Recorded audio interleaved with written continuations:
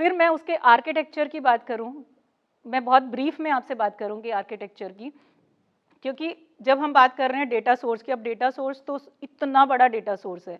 अब हम क्लाउड की बात करते हैं, सारा डेटा क्लाउड पे है, हमें कुछ नहीं, गूगल ने पूरा डेटा, हमारा जीमेल अकाउंट है पूरा का पूरा क्लाउड पे है, कहीं से भी कोई भी डेटा हमें एक्सेस करना हम कर सकते हैं, हमारी ड्राइव कहाँ है, क्लाउड पे है, तो सारा डेटा तो क्लाउड पे है, हमें मालूम भी नहीं है वो क्लाउड कहाँ पे एग्जिस्ट कर रहा है, बस मुझे ये पता है कि मेरा डेटा मुझे जब चाहिए मिल गया।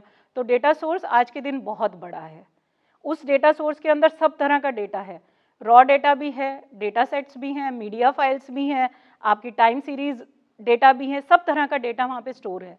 वो डेटा से आप, यदि मैं एक यूज़र हूँ, मैंने गूगल सर्च इंजन पे जाके सर्च किया, I purchase pen drive, best pen drive, if I have written this, तो वो मुझे क्या करेगा, वो जितना भी दुनिया भर की पेन ड्राइव होंगी सारी साइट्स पे, वो सारी मुझे दिखा देगा, फिर आपको जो लेनी है। अब मैंने सर्च कर ली, तो वो अब क्या करता है, वैसा वैसा मुझे फीड करता रहेगा, कोई नया ऑफर आएगा किसी और कंपनी का तो दिखा देगा pen drive, you have just searched, you have just viewed. तो ये सारी चीज़ें पॉसिबल क्यों हो पा रही है, क्योंकि बिग डेटा आर्किटेक्चर उसको सपोर्ट करता है। आपका कोई भी डेटा सोर्स हो, मेरी सारी की सारी क्वेरी जो भी मैं ऑनलाइन ट्रांजैक्शन प्रोसेसिंग पे डाल रही हूँ, वो सारी की सारी डेटाबेस में जा रहा है, क्लाउड पे जाके सर्च करता है, जो जो डील दे रहे हैं वो सारे के सारे मुझे ला के दिखा देता है। तो ये जो डेटाबेस का जो बिग डेटा का आर्किटेक्चर है, initially started with data source and ending my query to be solved.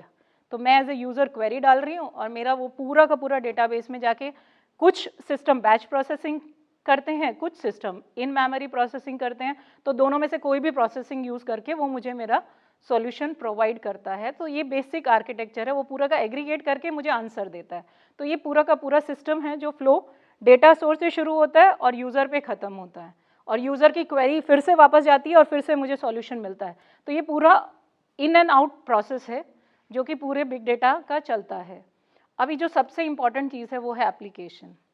मैंने शुरुआत आपको की कि Amazon is the best example, Airbnb is another example, जिन्होंने अपना, मैं ये भी नहीं कहूँगी 100%, उन्होंने अपना 400% जितना बिजनेस इंक्रीज़ किया पिछले 10 सालों में, ओनली यूजिंग बिग डेटा। तो ऐसे बहुत सारे एग्जाम्पल हैं मार्केट में।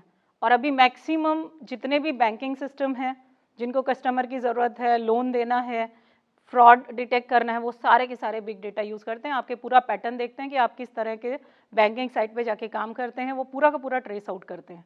Know your customer. फिर वो दूसरा जो बहुत बड़ी एप्लीकेशन है उसकी, वो ये है जो कंटेंट डिज़ाइनिंग आज के दिन होती है।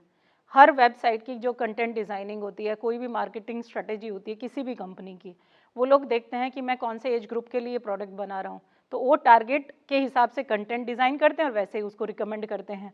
वो एज ग्रुप भी ध्यान में रखते हैं कि ये वाला जो प्रोडक्ट है वो कौन से एज ग्रुप में जाएगा, तो वो भी एक उसका यूसेज है तो बहुत सारे। देन यदि मैं एज अ फैकल्टी हूँ तो मैं मेरे कोर्स डिलीवरी कंटेंट देख सकती हूँ, मेरी कोर्स डिलीवरी देख सकती हूँ, उसको एनालाइज कर सकती हूँ डेटा इकट्ठा करके कि मैं सही से दे रही हूँ, मैं उनका फीडबैक लेके उसको एनालाइज करके देख सकती हूँ। फिर कंटेंट के लिए फीडबैक ले सकती हूँ स्टूडेंट्स का, जो कि हम पहले सोचते नहीं थे, अभी हम इजीली कर सकते हैं।